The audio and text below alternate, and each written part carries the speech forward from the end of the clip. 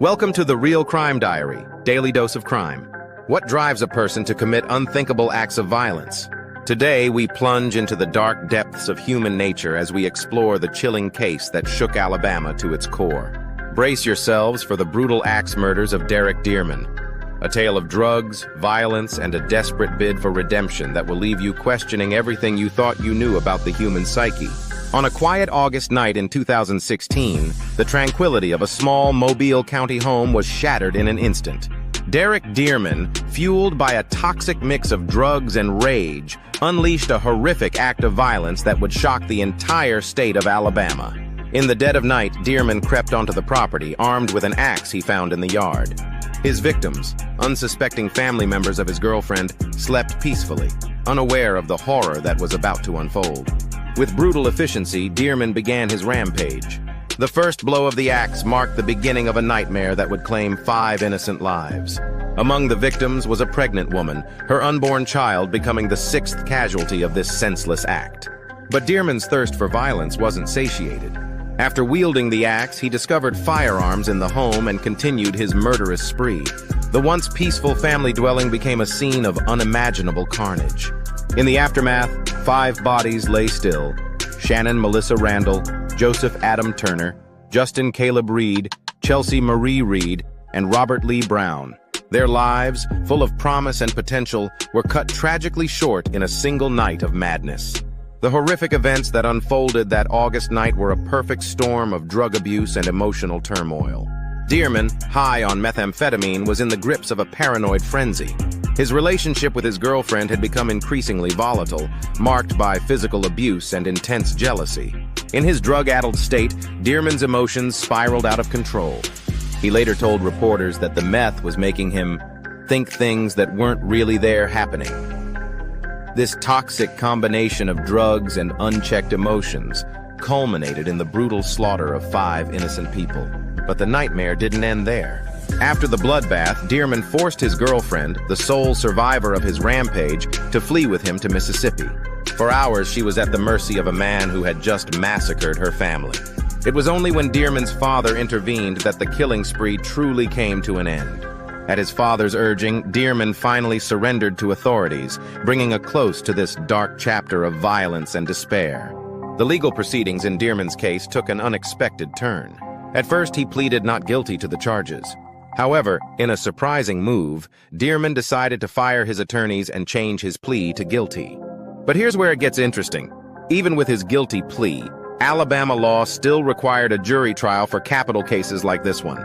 So, despite Dearman's admission of guilt, a full trial was held. The jury listened to the evidence, heard the gruesome details of the crimes, and ultimately reached their verdict.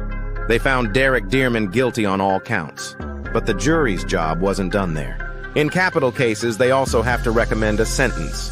In a unanimous decision, all members of the jury agreed. Derrick Dearman should receive the death penalty for his horrific crimes. This case highlights the complexities of our legal system, especially when it comes to capital punishment. Even when a defendant admits guilt, the process ensures that all evidence is carefully examined before such a serious sentence is handed down. In a shocking twist to this already harrowing tale, Derrick Dearman has made a decision that's left many stunned. The man responsible for the brutal axe murders has recently expressed his desire to drop all appeals and face his sentence head-on. In a handwritten letter to the judge, Dearman stated, "It's not fair to the victims or their families to keep prolonging the justice that they so rightly deserve." He went on to say that continuing his appeals would be a waste of time, resources, and taxpayer dollars, given his guilt and agreement with both his conviction and sentencing. This unexpected move raises numerous questions. Is this a genuine attempt at redemption? Or is it a calculated decision born from the harsh realities of life on death row? Whatever the case, Dearman's choice has undoubtedly added another layer of complexity to an already intricate and tragic story. The clock is ticking for Derrick Dearman. Governor Kay Ivey has set his execution date for October 17, 2024. Dearman will face lethal injection, a method he chose over the controversial nitrogen hypoxia. This decision comes at a time when Alabama's ability to carry out humane executions is under intense scrutiny. The state has faced criticism for botched lethal injections in the past. raising serious questions about the ethics and effectiveness of this method. Yet Dearman seems resolute in his choice, perhaps seeing it as a quicker path to what he views as justice. This case forces us to confront difficult questions about the death penalty. Is it a just punishment for heinous crimes, or a cruel and unusual practice that has no place in modern society? And can we trust our justice system to carry out such irreversible sentences without error or unnecessary suffering? As Dearman's execution date approaches, these questions will undoubtedly intensify, sparking debates about morality, justice, and the limits of state power. While Derrick Dearman's case is shocking in its own right, it's important to consider the broader context of capital punishment in Alabama. The state stands out as an anomaly in the national landscape of executions. As most states with capital punishment have seen a downward trend in carrying out death sentences, Alabama continues to push forward with scheduled execution dates.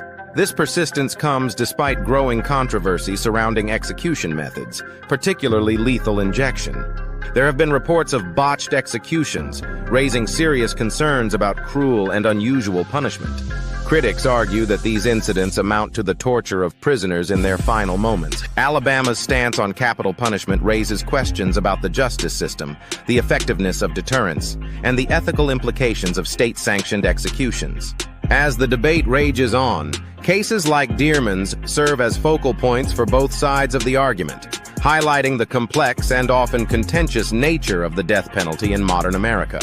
As we conclude this chilling tale of Derrick Dearman, we're left grappling with the complexities of justice, redemption, and the ongoing debate surrounding capital punishment. The brutal nature of his crimes, followed by his apparent remorse and willingness to face his sentence, presents a moral quandary that's not easily resolved. It forces us to confront difficult questions about rehabilitation, punishment, and the value of human life, even when that life has taken others. What are your thoughts on this case and its broader implications for our justice system? Do you believe Dearman's change of heart is genuine, or is it merely an attempt to hasten his own end? And how do we balance the rights of the accused with justice for the victims and their families? These are the questions that continue to challenge our understanding of justice in America. If you found this story compelling, be sure to subscribe for more true crime narratives that delve deep into the heart of our criminal justice system. Power, Pleasure, and Pain. A Study of Abuse Through Time. This book provides a detailed examination of how sexual violence and power dynamics have manifested across different historical periods, from ancient civilizations to the modern era. It explores how figures in positions of power used their influence to manipulate and exploit others, showing that the patterns of abuse we see today have deep historical roots. Many people struggle to grasp why abuse of power, particularly sexual violence, persists in modern society. By connecting historical events with contemporary cases, the book offers crucial insights into why such behaviors remain prevalent. The book analyzes infamous cases such as those of Harvey Weinstein, R. Kelly, and Dominique Pellicotte, drawing parallels between them and historical figures. This section highlights how the systemic abuse seen in recent times is not a new phenomenon, but part of an ongoing cultural issue. Through the lens of these modern examples, readers will gain a better understanding of how institutions, wealth, and power have historically shielded perpetrators from justice, contributing to their ability to continue harming others. The book explores the philosophy of libertarianism, particularly through the works of Marquis de Sade, to explain the disturbing ways in which pleasure, power, and cruelty have been intertwined. This provides readers with a deeper philosophical context to interpret modern-day scandals. Unlike other studies that focus solely on historical or contemporary cases, this book uniquely blends both, offering a full spectrum of how abuse is tied to power dynamics. It stands out by making philosophical connections that help readers understand the deeper societal issues at play.